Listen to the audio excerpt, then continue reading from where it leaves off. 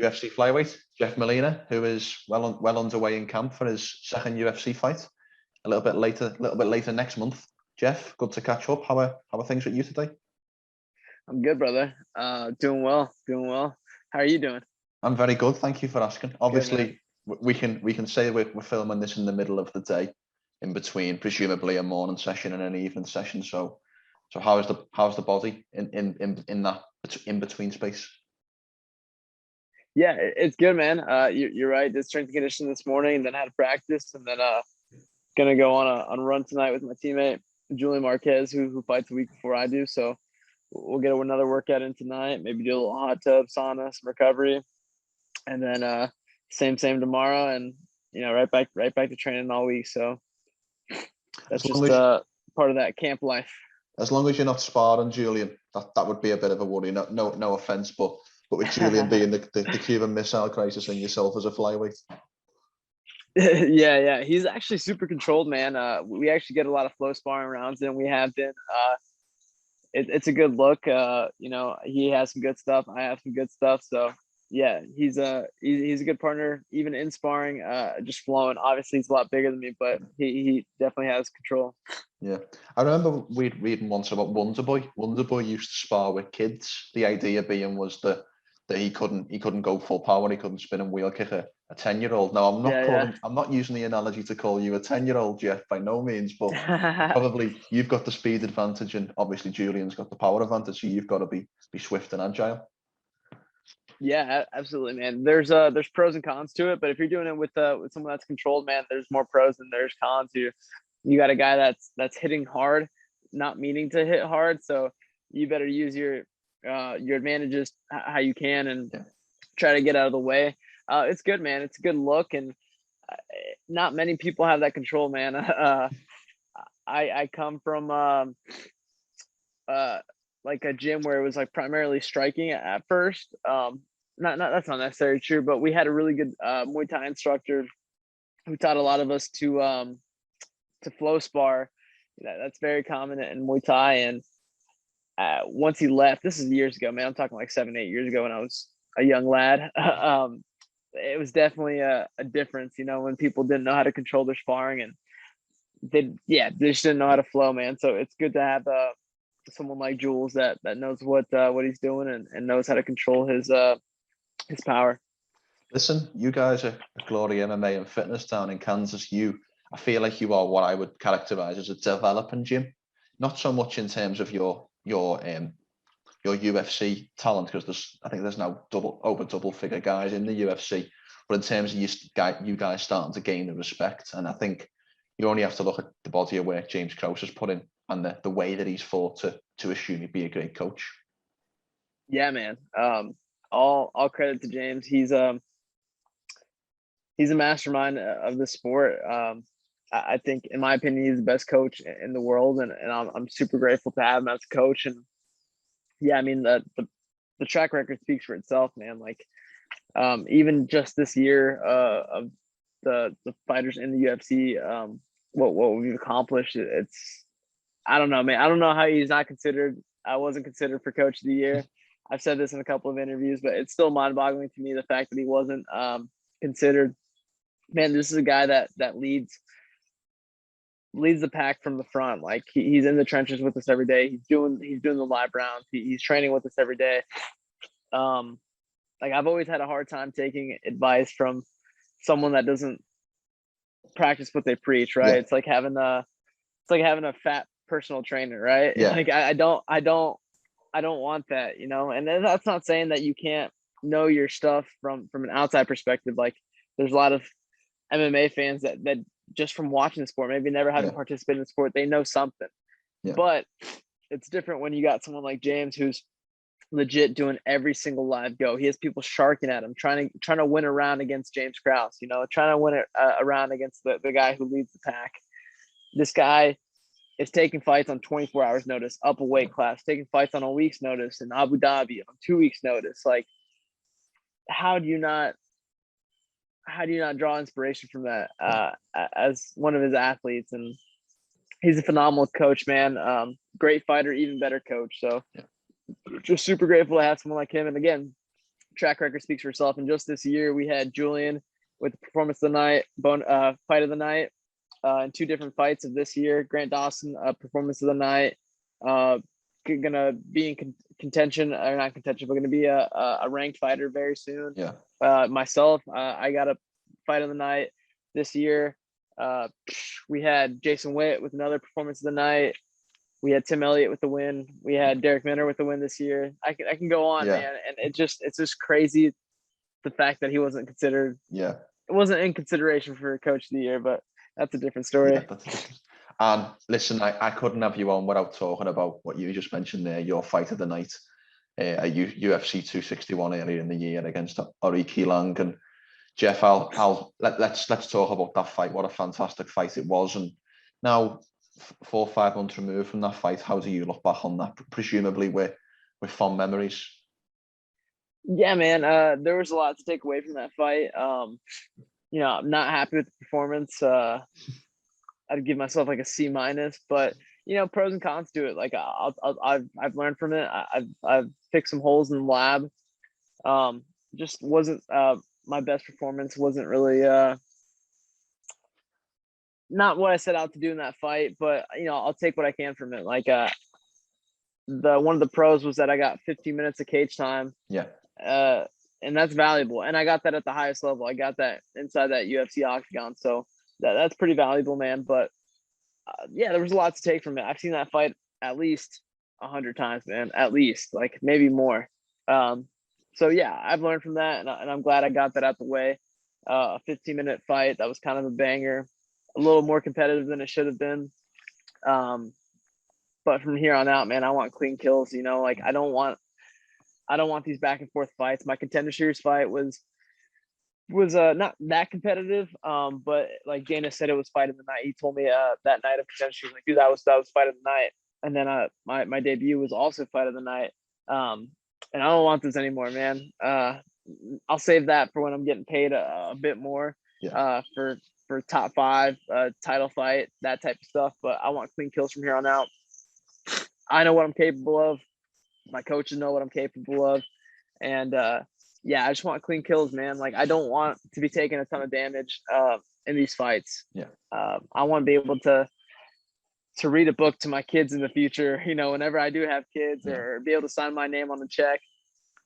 I just don't want to be like known as like the Chase Hooper of this division that takes a ton of damage. And not to knock him, but or dig at him, but it's just a fact. Like that kid's taking a lot of punishment in his fights, and I don't want to be that guy.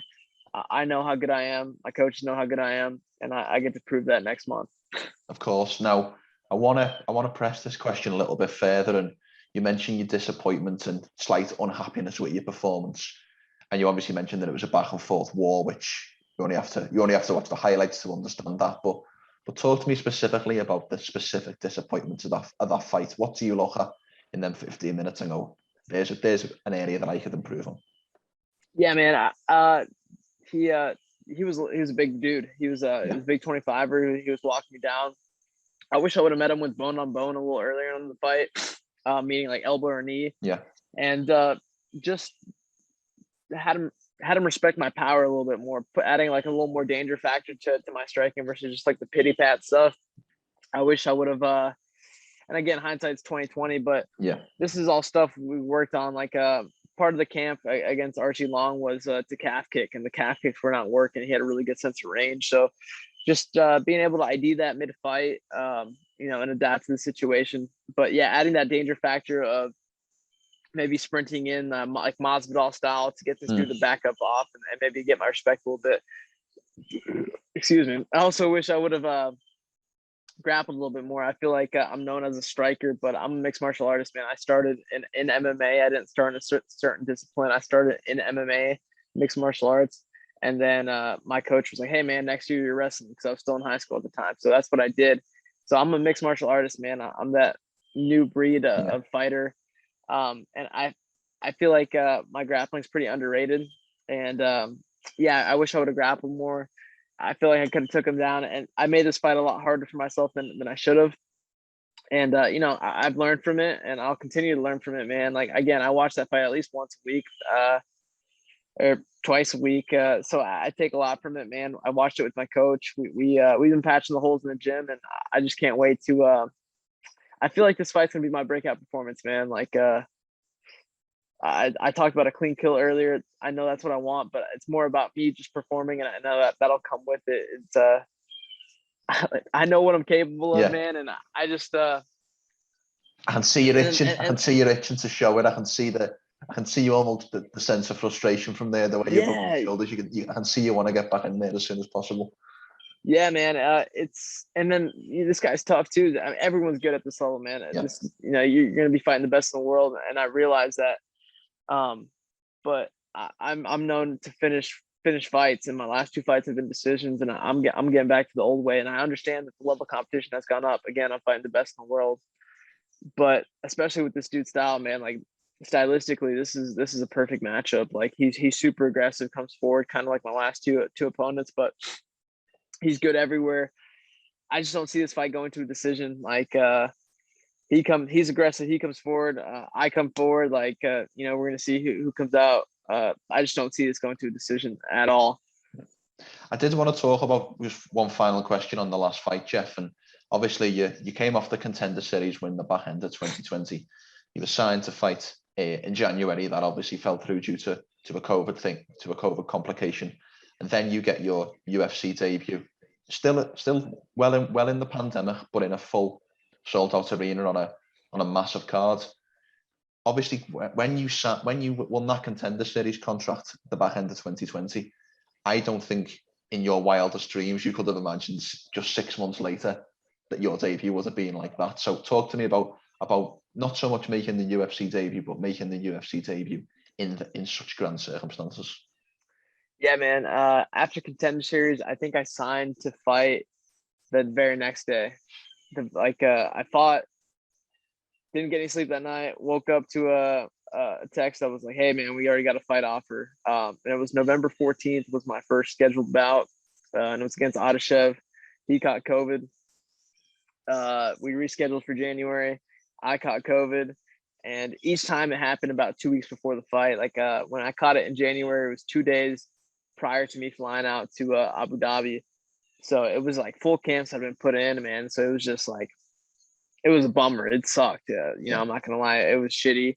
Not only was COVID shitty, but the fact that I just put in 10 weeks of dieting and sacrificing X, Y, and Z and not getting the payoff, it really sucked, man. Especially it happening 2 times in a row with the same guy. It was a bummer. So when 261 came up, it was originally when it was offered, it was said it was going to be in Singapore. When I was like, oh snap, like we're going to Singapore, baby. And I was like, that kind of makes up for not being able to go to Abu Dhabi, because part of me fighting, man, like there's 3 things I want from doing this sport, and one's a world title, 2 is financial freedom, and 3 is being able to travel the world with my homies, my friends, my coaches, the people I care for and love, and on the UFC's dime. That's like that's part of the dream I'm trying to live. And I was like, dude, we're going to Singapore. That's awesome. I was already planning a trip to Thailand, because it's like a $50 flight from Singapore to Thailand. And then they changed that from Singapore to Vegas. I'm like, cool, I don't care. I'm still having my debut. And then about a month before the fight, it got announced that it was going to Jacksonville and in front of fans for the first time in like over a year or under. I'm not sure what it was, but in a long time since the pandemic. And yeah, it was sick, man. I remember I got out of practice and my coach FaceTimed me and he was like, did you hear the news? And I hadn't looked at any social media. And I was like, no, what news? And I was kind of scared. I was like, is the fight off? Like, what's going on? But he's like, the fight's being moved to Jacksonville. It's in front of fans. It's an arena. People can go.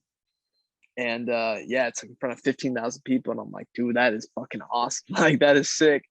So it was pretty surreal, but I always pictured myself fighting in front of a crowd. Like when I was I started the sport pretty young. I was 14, 15 when I started. Anytime I pictured myself fighting in the UFC, it was in front of people, it was in front of a crowd. So it was surreal, but it was kind of like everything I pictured it was, like you walking out and kind of feeding off the energy. It was awesome, man. It was really cool. Superb. Well, let's turn the conversation to the fight at hand. And as you mentioned, 23rd of October, we've got the fight with Daniel Lacerda, who's 11-1 and coming off the South American scene, if memory serves. So obviously, how have you gained? You mentioned that what you think is Lacerda's style: come forward, aggressive striker. But what have you seen of his game, and how easy is tape being able to find on Lacerda? It actually hasn't been too bad, man. Tape on my last opponent was like scarce and super hard to come by. Luckily, James Krause is not only a mastermind of a coach and a fighter, but also with research about. We were having a hard time finding any footage on my last opponent. And then about 2-3 weeks out, he finds this website that's just like strictly in Mandarin and Chinese. And I don't know how he pulled that off. I think he had to text somebody from the UFC to find that, but we found footage and we got the intel we needed. On this guy, there's actually a good amount of footage. His last fight was 2 days before our fight got announced, so he got signed right off of that. So yeah, footage is pretty available for him, and we got the intel we needed. I'm not huge into watching. I watch a ton of film, just not on my opponent. Like I'll watch, of course, I'll watch his fights, just not regularly. Like I think I've seen him. I think I've studied him twice. Like saw 3 of his fights, and then a month later I saw his 3 fights again. So not. I let my coaches kind of handle that. Not really too focused on what he's going to do, but what I'm going to do. And then I let my coaches kind of tell me what the game plan is and what we're going to work. Does it help to separate yourself, if you like, from the opponent to go into practice? Because I've spoke to some fighters who say if they know the fighter's style, let's say they're fighting a big name, but they have key ideas of what they're going to bring, it's sometimes difficult to train. Whereas I'd imagine James and the other coaches are almost implementing the game plan without you even knowing. Yeah, it's a little bit of both, man. I like to go in there with some intel. Like I kind of take what I needed from it, but I'm not going to study this guy religiously. I think I've seen his fights probably less than 10 times, but I got the information I needed, and then I'll let my coaches kind of handle the rest. So yeah, it's a little bit of both. I do like to know, like I know this guy's super aggressive, in everything he does. He's a black belt in jiu-jitsu. He's slick off his back, but he's super aggressive, man. He comes out there throwing big hooks and big overhands. And my Contender Series fight, I fought a guy that was pretty short, little short, stocky fire hydrant, throwing big hooks, big overhands at me. My last opponent was 5'12" and throwing big hooks, big overhands at me. So at least this guy's my size and gonna be doing the same thing. So yeah, he's a lefty. He switches sometimes. There's a lot of kicks. Just he's so aggressive, man, that he gets 180'd a lot. So even if he takes someone down, he like wants to hit you so bad that he gets like reversed and ends up on bottom. So I think the aggressiveness is gonna get him caught, and it's gonna be a good night for me. Superb. And something you mentioned there was height and weight, and I wanted to talk about the flyweight division because at only 8-2, Jeff, you're relatively new into the game. You haven't had a massive amount of professional experience, but having looked on some of the sites such as Tapology, we've got you in the 20 zone range of top flyweight. So are you at this point of your UFC career, do you want to gain more experience, or are you happy to take on the biggest challenges as soon as possible, if you like? Yeah, man. I want to. I'm young. Like I just turned 24 a month and a half ago. I get better every day. Get the best team around me, and my teammates, and then my coaches, James Krause and Everyday Glory. So like, I want to take my time. Like I don't care if I have to fight every single flyweight in this division on my way to the belt. If I have to do that, I will. I'm not trying to rush anything, but at the same time, I'm not going to say no to anything. So I leave that up to my coach and my manager. They don't even have to ask me about opponents. If they like it, I like it. So that's what I told James a while ago. He doesn't even ask me anymore. If he accepts the fight, cool. Perfect. That's who I'm fighting. You don't have to. I mean, you don't have to tell me a name. If you like it, I like it. I'll say yes to it. But I'm in no hurry, man. I don't want to rush things. Like we've seen that time and time again where people get kind of skyrocketed to the top 5, top 10, and that's very easy to do, especially in the flyweight division. But I'm in no hurry, man. I know I know just if I have to beat 20 people on my way to the title shot, I will. And I know at that point, my game will be where it needs to be be a world champion. And not saying that I don't have the skills right now, but I know I get better every day.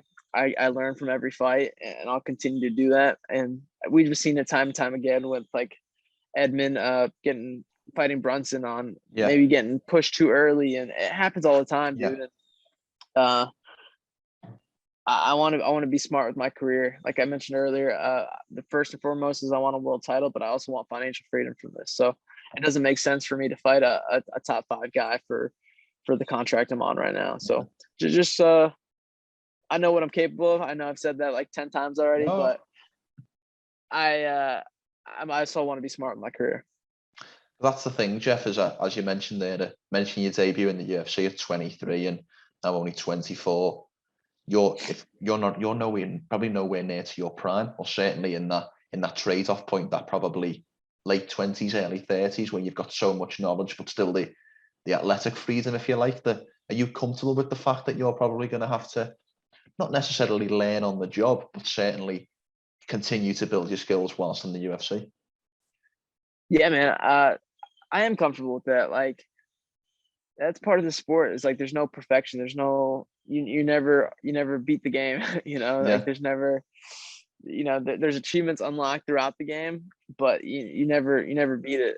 And if you accomplish your goals in the sport, that might be considered beating the game, but there's no perfect mixed martial artist. And that's what's so cool and shitty about the sport. It's like there's no 100%, and that's what I think that's what draws people to the sport, is that there's no 100% complete mixed martial artists, and then there's styles and there's matchups that are worse for others than there are for some. But I am comfortable with learning on the job, man, and I feel like the world champs do that. The world champs are able to not only adapt in between fights but also adapt in a fight. I feel like that's an undervalued thing, is like, and that was another thing I took away from my last fight. That was kind of one of the things I was proud of, was being able to make adjustments in the fight. I definitely lost the first round and then came back to win the second, and then arguably had a 10-8 in the third. Had I not done that stupid shit where you point to the ground, duck your head and do this, I would have had 10-8s on all 3 scorecards in the third. So I was kind of proud of myself for being able to in the heat of battle, it just changed with like, all right, this isn't working. We got to change this up. And again, that's props to my coach who told me in between rounds what to stop doing and what to start doing. So yeah, learning on the job is key, and especially in the UFC, man. Like again, I was 22 for Contender Series, or had just turned 23 like a couple weeks before. So I'm learning on the job every day. I get better every single day in training, and fighting these guys that aren't ranked are only going to make me better on my way to the ranking. So I'm cool with learning on the job. Yeah, I was going to say that, because that's one thing that I took away from the Aori Qileng fight. And as you mentioned earlier, I'm nowhere near in your position, but just looking at the fight on the tape, he seems to do a good job in the first of kind of corralling you towards the fence. And I think, correct me if I'm wrong, but one of the key adjustments was you stood your ground a little bit more, and you traded with him, if you like, as opposed to getting pushed back. And I think that, as you mentioned, that's the sign of a world-class fighter, to be able to make that adjustment, not fight between fight, but round between rounds. Yeah, 100%, man. The very best fighters do that, and not to compare myself to the very best fighters, but it's a trait that is kind of hard and rare to do, man. Like in the heat of battle, your mind and body is doing one thing, and maybe it's something that you train to do all camp, but it's just not working, and it's very, very difficult to switch that up. A fight that comes to mind is like Henry Cejudo versus Moraes, Marlon Moraes. Moraes won that first round clearly. In between rounds, Henry Cejudo makes the adjustment and comes back. Like, that is so hard to do, man. And the very best fighters are able to do that. John Jones, Demetrius Johnson, like, these guys were able to make adjustments in between rounds that you don't see very often, even in the UFC. Like, you don't see fighters doing that. Like, if it's there's a saying, like, if it ain't broke, don't fix it. Well, if it is broke, you got to fix it. If something's not working, like, I'm not sure if you watched Contender Series on Tuesday, 2 days ago, but the flyweight fight, the shorter guy, Santo, I believe is his name, was just getting it picked apart and kind of hunted down, like preyed on, almost just getting corralled towards the fence, and he had no answer, and he didn't make any adjustments in between the rounds to try to win the fight. It obviously wasn't working in the first round, so you got to try to win it and change the game plan, and he just wasn't able to do so. So things like that, just being able to ID that, I think is super important. Yeah, 100%. I've got to ask very quickly, Jeff, because I think it was only last week that the title fight got announced in your division where Moreno and Figueiredo will run it back. And correct me if I'm wrong, but it seems to be becoming one of them rivalries, one of them fights where it seems to be two camps. Some people are showing Moreno's favour, and so some people are showing Figueiredo. So where do you stand on that matchup, and who do you think will have the edge in the third fight? Yeah, man, I'll pay to watch that fight 10 out of 10 times. They can run that back once a month, once a year, and I'll watch it. I'm taking Moreno in that fight for many reasons. Figueiredo is a big flyweight, cuts a lot of weight to make 25. It's a 5-rounder. Moreno's coming off a dominating performance against Figgy. I think that's probably the biggest variable there. Is like, oh man, my dog's going crazy. Is the fact that he just dominated him and kind of made it look easy. Didn't really run into any problems in that last fight. And mentally, that's an edge that you're gonna have over the guy. Like you just fought the guy, you just beat him, not only beat him but dominated him. So I'm sure that's playing in both their heads. And then for Moreno, it's smart of him to take this fight. Like it's probably the easiest payday out of anybody he can fight as a title defense. Like I think this is an easier fight than Pantoja or Askarov. So yeah, smart on Moreno to make a 6-figure payday and probably take the easiest title defense. Not saying that's an easy fight, but he's just dominated this guy in the last go around. So mentally he has that edge, and yeah, I'm picking Moreno for this one. Well, very quickly before your dog has a mental breakdown, Jeff, I'd just ask for a quick prediction for the fight next month. What happens when you're locked in there with Daniel Lacerda? Yeah, I really don't see this going out of the first round. And if it does go out of the first, I don't see it coming out of the second. Again, styles make matchups, and man, I've never been in a boring fight in my life ever, including my kickboxing fights when I was 15, 16 years old. I've never been in a boring fight. I'm getting back to my finishing ways in this fight, and then stylistically, it's favorable for me, and the fact that I like finishing fights, and he comes forward, I come forward, and we'll see who comes out of the car crash, man. But if I had to predict an outcome, I'm thinking first round TKO or second round TKO. Superb. Well, I very much look forward to seeing you back in action, and very much thank you for your time today. Yeah, for sure, brother. Thank you for having me. Before we finish, Jeff, how can people find you on social media? On Instagram, it's jmolina _125. On Twitter, which I just started using a lot more recently, it's the same, jmolina _125. For one final question, I give this opportunity to everyone. Anything you want to say, sign off with, sponsors you want to plug, the floor is yours. Man, my gym, Glory MMA and Fitness, best team in the world. Thank my teammates, my coach, James Krause, Jason High, Grant Dawson, Austin Ford. And yeah, man, my sponsor, Major Pack, they've been with me since I was an amateur. Big shout out to them. Superb. Very much thank you for your time today, Jeff. Yeah, thank you, brother.